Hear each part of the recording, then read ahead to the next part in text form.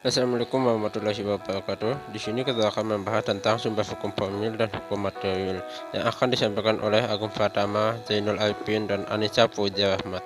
Pertama-tama, kita akan membahas tentang sumber hukum. Sumber hukum adalah segala aturan perundang-undangan yang bersifat mengatur dan mempunyai kekuatan hukum yang dapat dijadikan rujukan atau patokan dalam lingkungan peradilan, baik peradilan umum maupun peradilan agama dalam memutuskan suatu perkara. Hukum adalah sistem yang terpenting dalam pelaksanaan atas rangkaian kekuasaan kelembagaan dari bentuk penyalahgunaan kekuasaan dalam bidang politik, ekonomi, dan masyarakat dalam berbagai cara dan bertindak. Sebagai perantara utama dalam hubungan sosial antar masyarakat terhadap kriminalitas dalam hukum pidana yang berupayakan cara negara dapat menuntut pelaku dalam konstitusi hukum menyediakan kerangka kerja baik penciptaan hukum, perlindungan hak asasi manusia, dan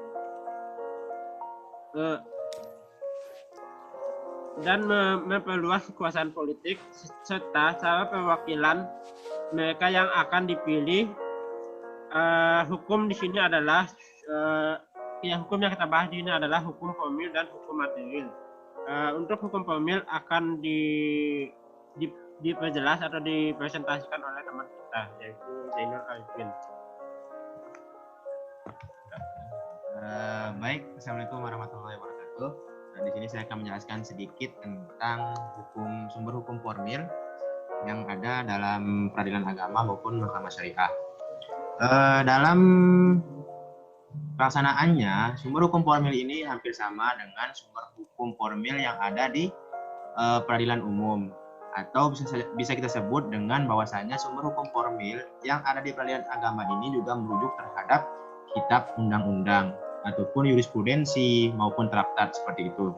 Nah, di sini untuk sumber hukum formil dari peradilan agama, di sini banyak sekali kitab undang-undang yang digunakan. Antara lain yang pertama adalah Reglement of the Burgerlich Vordering atau yang biasa disingkat dengan BRV. Nah, di mana hukum acara yang termuat dalam BRV ini diperuntukkan untuk golongan Eropa saja. Golongan Eropa ini adalah golongan dari orang-orang Belanda itu sendiri yang berperkara di muka Raad van Justitie dan Residentie Gerecht. Saat ini secara umum BRV ini sudah tidak digunakan lagi, akan tetapi banyak juga yang masih digunakan dalam hal seperti ketentuan mengenai formulasi surat gugatan, kemudian perubahan surat gugat, lalu intervensi, dan beberapa ketentuan hukum acara perdata lainnya. Nah, selanjutnya yang kedua itu adalah sumber hukum formil dari peradilan agama ini adalah Inland Reglement atau yang disingkat dengan IR. Nah, adapun ketentuan hukumnya, IR ini diperuntukkan untuk golongan bumi putra dan golongan timur asing yang berada di Jawa dan Madura. Nah, yang dimaksud dengan golongan bumi putra ini adalah golongan dari warga Indonesia itu sendiri. Sedangkan golongan timur asing adalah orang-orang yang berada di luar Indonesia, seperti itu. Nah, adapun IR ini diberlakukan sesuai dengan Stadblad tahun 1848 nomor 16 dan Stadblad tahun 1941 nomor 44. Kemudian ada namanya sumber hukum formil yang ketiga itu adalah Reglement for the Building Western atau RBG. Nah, di mana ketentuan hukum acara ini mengenai hukum acara perdata dan pidana, akan tetapi penerapannya itu khusus di luar Jawa dan Madura, seperti itu. Nah, dalam penerapannya di Indonesia, IR dan RBG ini juga menggunakan hukum yaitu Undang-Undang 48 tahun 2009 tentang kekuasaan kehakiman dan juga Undang-Undang nomor 14 tahun 45 tentang Mahkamah Agung. Dan untuk sumber hukum formil yang keempat itu sangat sering kita dengar yaitu BW atau sumber hukum perdata yang digunakan oleh Belanda pada waktu itu. Kemudian sumber hukum formil yang kelima adalah Wetboek van Koophandel atau WVK, atau secara umumnya kitab ini membahas tentang kitab undang-undang hukum dagang. Nah, adapun pada kitab undang-undang hukum dagang ini terdapat juga praktek peradilan di mana terdapat dalam pasal 7, 8, 9 hingga pasal 275. Nah, kemudian selain dari 5 kitab tersebut, ada juga peraturan perundang-undangan yang menjadi sumber hukum formil dari peradilan agama. Yang pertama adalah Undang-Undang Nomor 20 Tahun 1947 tentang acara perdata dalam hal banding bagi pengadilan tinggi di Jawa dan Madura. Sedang daerah di luar Jawa itu diatur dalam pasal 199 sampai 205 RBG. Kemudian Undang-Undang Nomor 4 Tahun 2004 tentang kekuasaan kehakiman. Terus yang ketiga adalah Undang-Undang Nomor 14 Tahun 85 tentang Mahkamah Agung RI, junto Undang-Undang Nomor 5 Tahun 2004 yang memuat tentang acara perdata dan hal-hal yang berhubungan dengan kasasi dalam proses berperkara di Mahkamah Agung. Kemudian yang keempat adalah Undang-Undang Nomor 2 Tahun 1986 tentang peradilan umum yang diubah dengan Undang-Undang Nomor 8 Tahun 2004. Nah, dalam undang-undang ini itu diatur tentang susunan dan kekuasaan peradilan di lingkungan peradilan umum serta prosedur beracaranya. Kemudian yang kelima adalah Undang-Undang Perkawinan Nomor 1 Tahun 74. Terus selanjutnya adalah Undang-Undang Nomor 7 Tahun 89 junto Undang-Undang Nomor 3 Tahun 2006 tentang peradilan agama. Pada pasal 54 dikemukakan bahwa hukum acara yang berlaku di peradilan agama itu sama dengan hukum acara yang berlaku di peradilan umum, seperti itu. Dan Instruksi Presiden Nomor 1 Tahun 1991 tentang kompilasi hukum Islam. Nah, selain undang-undang, sumber hukum formil dari peradilan agama juga menggunakan jurisprudensi. Apa sih yang dinamakan jurisprudensi ini?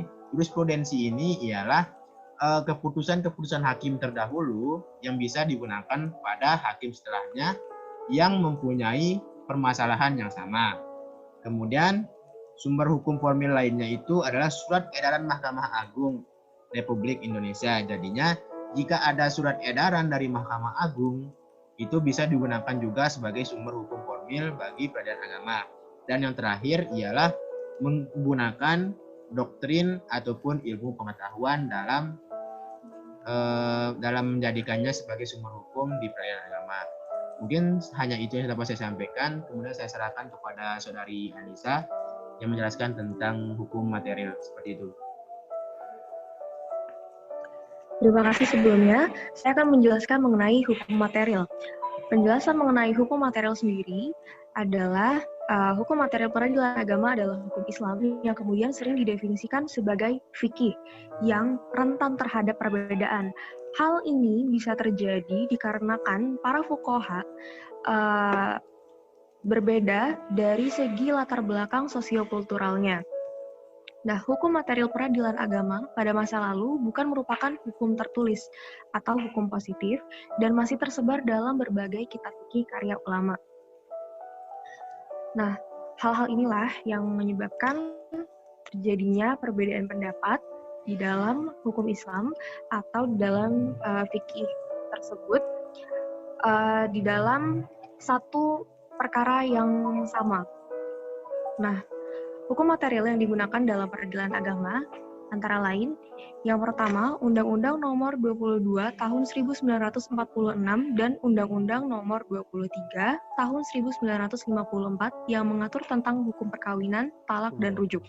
Kemudian ada Surat Biro Peradilan Agama Nomor B-1/735 tanggal 18 Februari 1968 yang merupakan pelaksana PP nomor 45 tahun 1957 tentang pembentukan peradilan agama di Indonesia. Dalam surat biro tersebut, maka para hakim peradilan agama atau mahkamah syariah dianjurkan menggunakan rujukan 13 kitab yang diantaranya Al-Bajuri, Syarqawi ala Tahrir, Fathul Wahbah, Targhib al-Mustaq, Targhib in Syariah li Sayyid Sodakoh, Bughiyat al-Mustarsyidin, Fathul Mu'in, Qalyubi wal Umairah atau Al-Mahli, Tufah, kemudian Qawanin Syariah li Sayyid bin Yahya, Syamsuri li Faraid, dan Al-Fiqih al-Madzahib al-Arba'ah. Nah, sebagai kitab ilmiah, maka hukum yang terkandung di dalamnya bukan merupakan hukum tertulis. Hukum-hukum menjadi pedoman PA masih dianggap sebagai hukum yang secara real berlaku dalam masyarakat adalah hukum positif.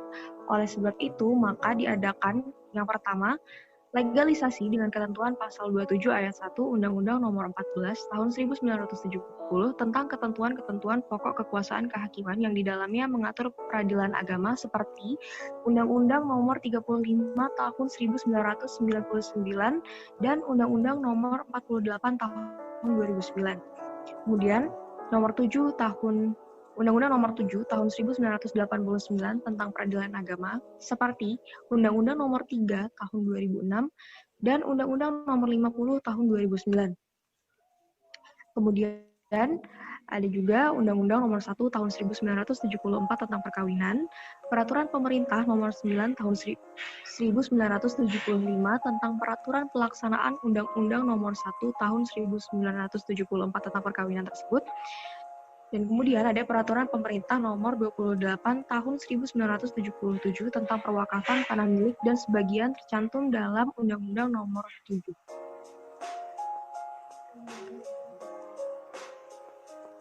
Sekian yang dapat kami sampaikan terhadap Jumlah Hukum Formil dan Jumlah Hukum Material. Semoga bermanfaat.